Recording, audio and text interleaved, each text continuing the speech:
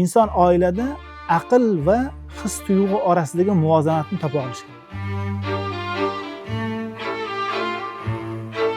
Agar o'zi yolg'iz yashaganda shu qarorga kelmasdi, shu qaror qabul qilmasdi, shu yo'lni tutmasdi. Ammo lekin oila qilgandan keyin buni tutishga kerak bo'lsa majbur bo'ladi. O'zini majburlaydi.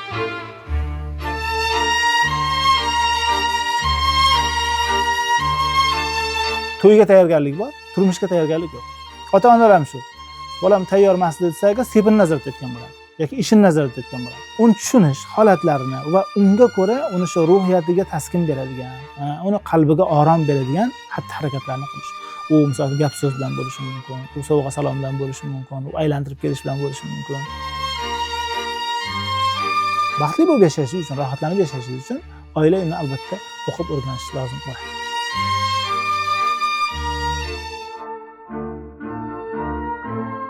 Oila ilmini o'qish nima uchun muhim? Oila ilmi ham o'qib o'rganiladigan ilmlardanmi? Albatta o'qib o'rganiladigan ilmlardan. Nega? Chunki oila bilamiz, ikki xil jins vakilidan tashkil topgan bir kelishuv, shartli ravishdagi bir kelishuv, ya'ni nikoh deymiz biz buni. Va bular ikki xil tabiat egasi deymiz, ko'p, ikki xil his tuyg'ular egasi, ikki xil mezonlar egasi, prinsiplar egasi. Va tabiiyki ular til topishlari uchun nima kerak? Oila ilmini o'rganish kerak. Mustaqil bir shaxs sifatida ilgari yashagan bo'lsam, men xohlaganda yashashim mumkin yani. O'zimning prinsiplarimga ko'ra yeb ichishim ham o'zim ko'ynimga qarayman, kiyinishda ham ko'ynimga qarayman, safarlarda ham o'zimning ko'ynimga qarayman. Muomala, munosabatlarda ham xohlagan odamlar muomala qilaman, xohlamaganlar qilmay qo'yaveraman. Bir marta muomala qilib ko'raman, yoqsa qilaman, ikkinchi marta qilmay qo'yaveraman masalan. Yoki ba'zi o'rinlarda sabr toqatim yetgan taqdirda malollangan narsani voz kechib tashlab ketishim mumkin. Harakat qilsam qila olishim mumkin bo'lgan ishlardan ham yoqmagani uchun yoki nafsimga malol kelgani uchun tashlab ketishim mumkin. Shaxs sifatida erkak ham, ayol ham xuddi shunaqa yashab yurgan bo'ladi. Lekin endi ular bir oilaga keldi. Oila bo'lib yashaymiz dedi. Ya'ni umr yo'ldoshi bo'ldi bir-biriga. Umridagi hamrohi bo'ldi bir-biriga. Endi bu yolg'izligida chiqargan hamma qarorlarini, ya'ni o'zi uchun chiqargan ustidagi qarorlarini oilaning ustida chiqara olmaydi. Kerak bo'lsa, o'zi ustidagi qarorni ham oilada chiqara olmaydi. Ya'ni bu degani endi xohlagan narsasini haddan yeb icha olmaydi. Ba'zi o'rinda sherigiga qaraydi. Ya'ni oiladanmi, taom masalasida oddiy misol, unga qaraydi. Uni ham rioyasini qiladi ya'ni. Kiyim-kechak masalasida rioyasini qiladi juftini. Safar masalasida rioyasini qiladi juftini. Yoki bo'lmasa ba'zi o'rinlarda nafsi malollangan taqdirda ham, lekin kelishuv, til topishish, yoki murosaga yurish uchun ham nima qiladi endi? Juftini rioyasini qiladi. Ya'ni o'ziga yoqmayapti. Agar o'zi yolg'iz yashaganda shu qarorga kelmasdi, shu qaror qabul qilmasdi, shu yo'lni tutmasdi. Ammo lekin oila qilgandan keyin buni tutishga kerak bo'lsa majbur bo'ladi. O'zini majburlaydi. Mana shu oilaviy, demak bir kichik bir jamiyatni xususiyati mana shunaqa bo'ladi. Demakki, yigitdir, qizdir, oila ilmini nima qilish kerak endi? O'rganish kerak bo'ladi. Oila ilmida bu yoqda gapiradigan nuqtamiz asosan inson oilada aql va his tuyg'u orasidagi muvozanatni topa olish kerak bo'ladi. Oilada faqat aql ishlasa bo'lmaydi. U oila qo'pol, hisob-kitobli, sovuq bir oilaga aylanadi. Faqat aql ishlasa. O'ta ehtiyotkor, yoki o'ta talabchan oilaga aylanadi. Agar faqat hissiyot ustiga qurilsa-chi, his tuyg'ular ustiga qurilsa, bu oila mas'uliyatsiz bir oilaga aylanadi. Yengil qaraydigan va beqaror oilaga aylanadi. Ya'ni barqaror bo'la olmaydi u.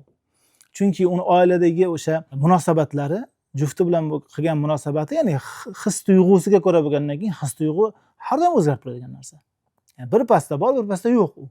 Bir narsani ta'sirlanadi, jo'shib ketadi, bir narsani ta'sirlanadi, yo'qolib ketadi. Mana shunday o'zi beqaror bo'lgan bir sifat ustiga oilaviy munosabatlar bog'lab bo'lmaydi. Demakki, faqatgina his tuyg'ular ustiga bog'langan oilalarda nima bo'ladi? Mas'uliyatsizlik va beqarorlik hukmron bo'ladi. Endi nima qilish kerak? Yigit, qiz oila qurar ekan, ham u yoqda aql ishlash kerak, ham his tuyg'u bo'lish kerak. Biz aytdik, faqat aql bo'lsa bo'lmaydi deyapmiz. Faqat his tuyg'u bo'lsa bo'lmaydi deyapmiz. Shunday ekan, bittasi bo'lib, bittasi bo'lmasa ham bo'lmaydi. O'rtani topish kerak, muvozanat topish kerak. Ya'ni u oilada aql ham bo'lsin, u oilada his tuyg'u ham bo'lsin. Oilada aql nima rol o'ynaydi? Ya'ni nimani ta'minlab beradi agar boya aytganimizdek insonni shu moddiy yoki jismoniy xatti-harakatlarini yoki munosabatlarga taalluqli bo'lgan, muomalasiga taalluqli bo'lgan xatti-harakatlarni aql nima qilib beradi? Boshqarib turadi. Aql unga dalolat qilib turadi narsalarga. To'g'ri qilyapmanmi, noto'g'ri qilyapmanmi? qanday qilishim kerak, yechimni qayerdan topishim kerak, nima deyishim kerak, nima yeyishim kerak, nima yedirishim kerak, nima ish qilishim kerak degan savollarga aql bizga nima qilib beradi?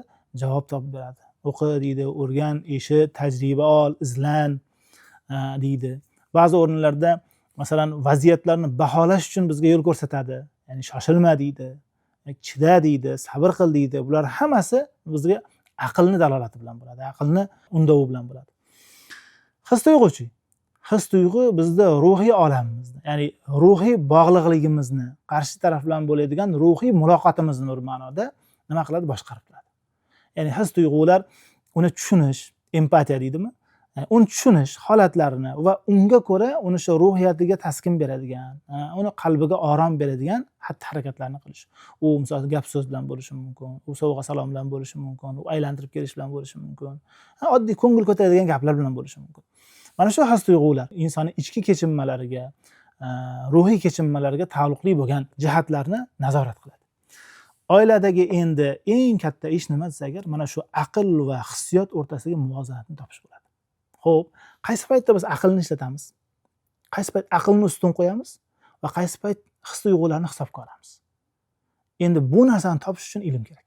Bu tug'ma bo'lmaydi. Ayniqsa yolg'iz tug'ilib bir oilada masalan ota-onani farzandi o'laroq yashagan yoki o'g'il bo'lsin, qiz bo'lsin, ya'ni juft bo'lib yashab ko'rmagan ilgari 18 yoshgacha kamida, bo'lmasa 20 yosh, 25 yoshgacha bir o'zi uchun yaqin bir hissiy va jismiy hamroh deb bilingan bir kishi bilan yashamagan bular. Ota-onani bag'rida o'sgan, aka-ukasi bo'lgan, opa-singlisi bo'lgan, ammo lekin er yoki erkak uchun xotin degan narsa bo'lmagan.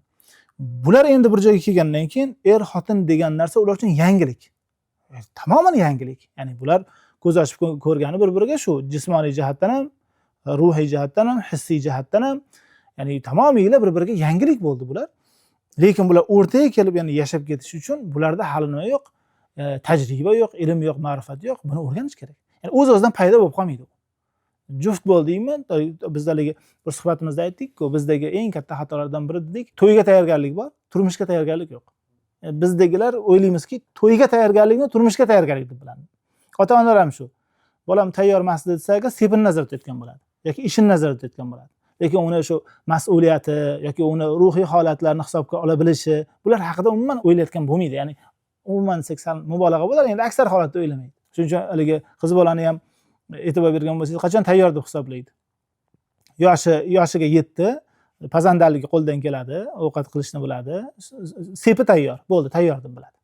O'g'il bolachi, o'qishni bitirdi, bir ishni ushladi, bir ishni tutdi-da, oylik olib kelyapti, tayyor deb biladi. Yo'q, bu turmushdagi zaruriy bo'lgan, demak, masalalarni bir jihatiga tayyor ekalasi. Ha, kerak bo'lar, lekin u bir jihati. Ya'ni o'sha moddiy imkoniyati bo'lishi, ayol kishining ham uydagi ishlarga yoki erga muomala munosabatlariga layoqatli bo'lishi. Ammo lekin bu hammasi emas.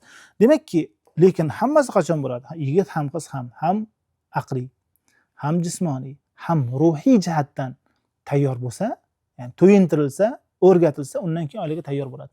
Mana shu narsani demak nima qilyapmiz?